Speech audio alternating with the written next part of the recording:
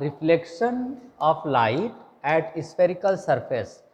This is very important concept. In the junior classes, you know how the reflection of light took place at plane mirror. So, for spherical surface, we have the two options. One is concave mirror or other is convex mirror. The fundamental terminology are the pole, focus, center of curvature, focal length and principal axis. So, if you come to the concave mirror, so center of curvature is basically the center of a sphere of which this is the part, and midpoint of the concave mirror is the pole, and the focus is always lies between midpoint of pole and center of curvature. The distance between pole and focus is called focal length, and the distance between pole and C, that is indirectly the radius of curvature, and the principal axis is the unique line which passes through pole, focus and center of curvature. So, this extended line is principal axis of concave mirror, and same terminology we have in case of convex mirror. The difference: in convex mirror, the inner surface is painted, polished and outer surface is reflecting.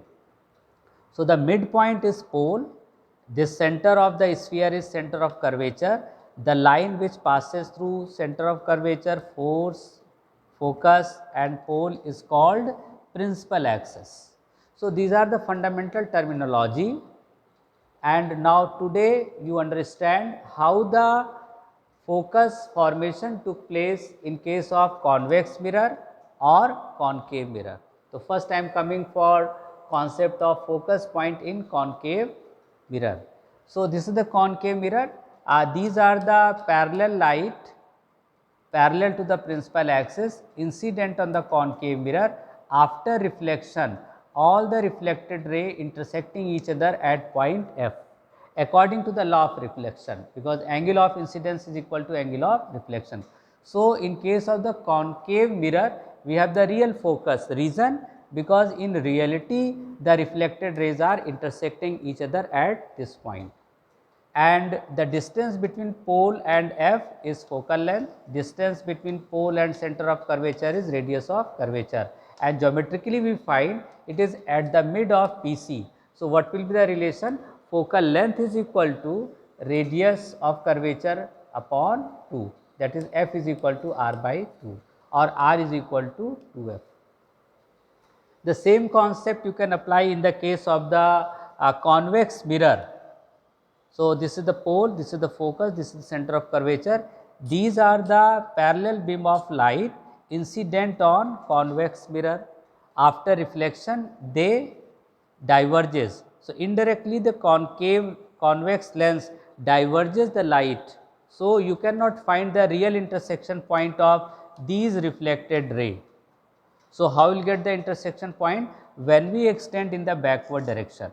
So, this is the intersection point when the reflected rays are extended in backward direction. So, this focus is actually the virtual focus, and again this virtual focus is lying between pole and center of curvature. Same formula is applicable for convex mirror also. So, 2 points you have to keep in the mind. In case of the concave mirror, we have the real focus. In case of the convex mirror, we have the virtual focus, and formula is F is equal to R by 2.